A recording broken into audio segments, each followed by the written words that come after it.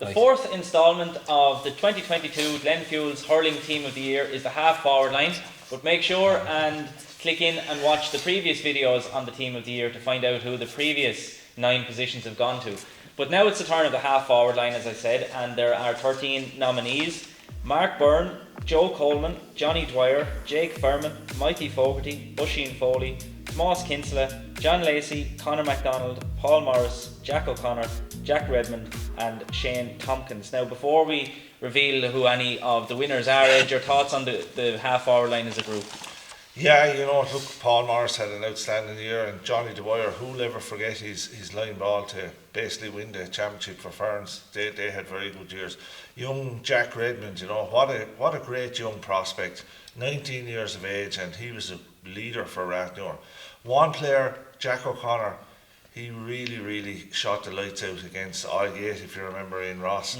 Very unlucky that when it came to the business end of the championship, he pulled a hamstring at the wrong time. I think he would have been an automatic only for that, and he was a big loss to the Martins. Joe Coleman had a very good year this year, missed the first game, but he was very good, particularly against the Anns in the quarter final. He got 4 great points from play, and of course his free taking is outstanding.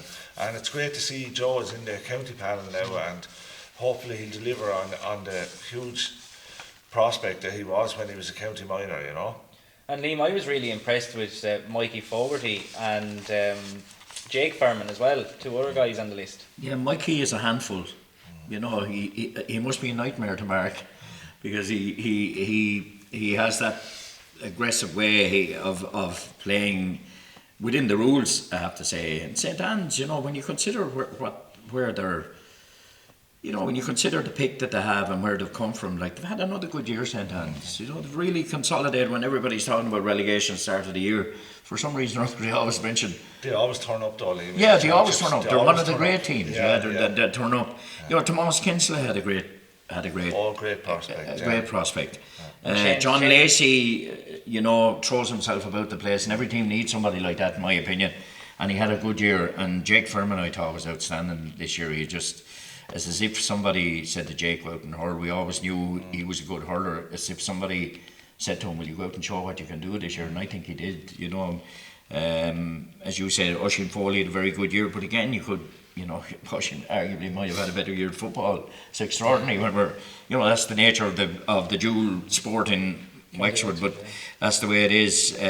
Joe Coleman on his day is a match winner. Mark Byrne, we know how good he is, and Conor Mack, probably, he was good and bad.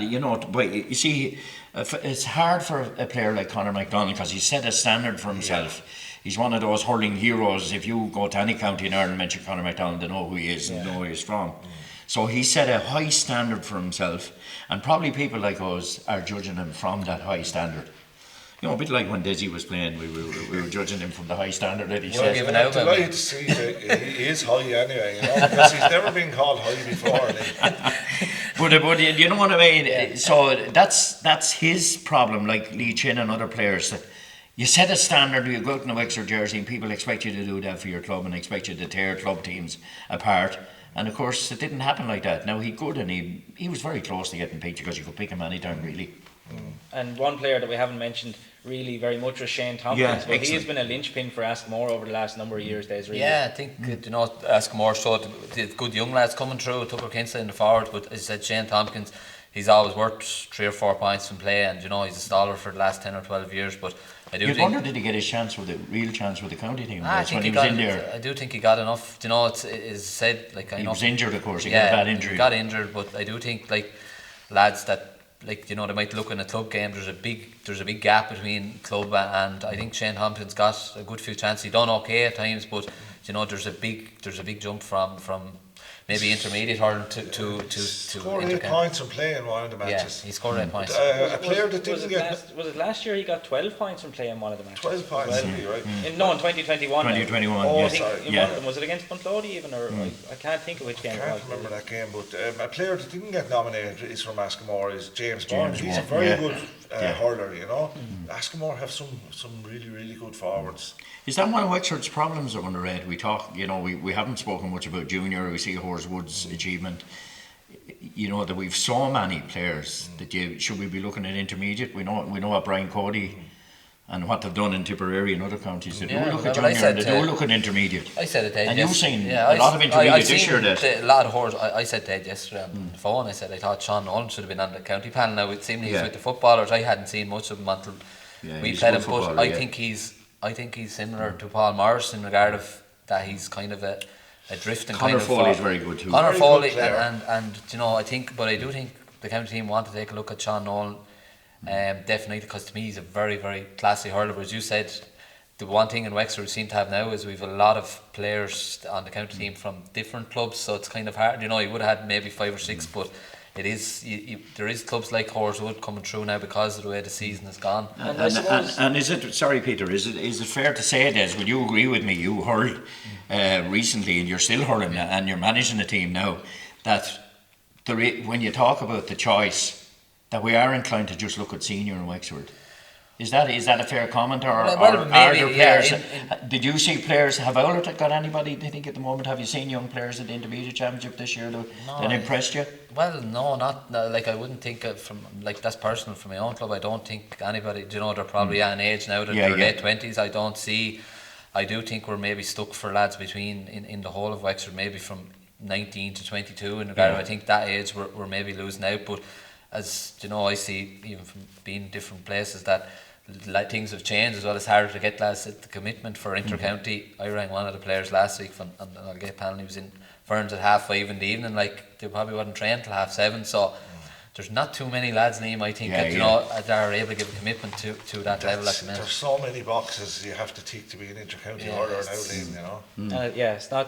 It's not solely about someone's ability. We could be talking about lads that are brilliant at the standard of the club game in terms of the preparation and all that sort of stuff that's required, but when it comes to turning up in Ferns at 5 o'clock or 5:30 and going 5 or 6 nights a week. Well, we saw today a manager gives 70 hours a week on average to managing the team, so the players give. Can you imagine the commitment of players? And I'm not sure, that debate has been bandied about the place for a number of years, but I'm not so sure how young fellas are going to keep going. Their careers are getting shorter. Yeah, but I even see in some of them games we were talking about Leachin and Deaver and lads like that. Some of these inter-county players now are on a level that the club players are never going to, and that's where they are dominating, like completely dominating games in Wexford in regard of maybe years gone by, even going back 15 years. I don't think we would have had the extent the athletes that we probably would have had that would have been able to. I still think the inter-county players some years ago always stood out with club. They did stand out, but I don't know whether they would have been, you know,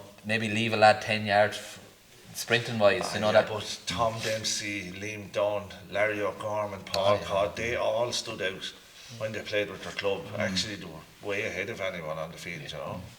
Well, I suppose when you look at that, we're back to picking half forwards. I suppose we have to. We seem to be going off in a tandem, but it is relevant that your half forward line. You know, remember how good Story was in the area. Half forward line, your centre forward has to be good in the air, in my opinion. And Larry Murphy was very good in the air too. Yeah. You know, we had him and Martin Story in 96, two good guys who were able to, you know, and that's been our Achilles heel, in my opinion. A half forward has to be able to win the ball. You know, but I think we picked three. I think we picked 3 good half hours on club format, and that's why we're here tonight. Actually, is to pick the 3 best half hours in club format. Believe it or not. So, Des, you're going to reveal the owner of the Glen Fuels number 10 jersey. Number 10 is Paul Morris, and definitely Ferns wouldn't have won a county final, and I just think with Paul Morris he was really maybe sluggish in some of the earlier games I've seen, but by quarter final, semi final, final, he was completely outstanding, and he was marked by Joe Barrett in the final. It's not that he scored that much, he comes back deep.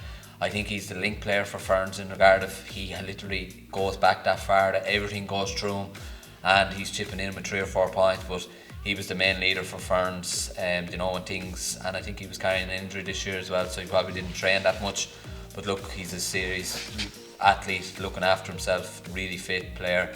And I think Paul Morris is, you know, he deserves his number 10 spot. And of course, he's a great servant for Wexford, and he just announced his retirement, Peter. Yeah, he's been there a long time, 13, 14 well, years. as I see with Paul Morris, you'd put 3 points after him every game. Like, he is one person that you'd, even for He Wexford, takes watching as well. yeah, he takes watching, and he's, as I said about Sean Noel, I think he's the closest I've seen to Paul Morris in regard of, you know, drifting and getting on the ball and having a really good brain, and I think that's what Paul Morris have. And the centre forward spot then, Ed? Yeah, we've went for a young gun, Jack Redmond from Rathnure. I thought he was outstanding all year.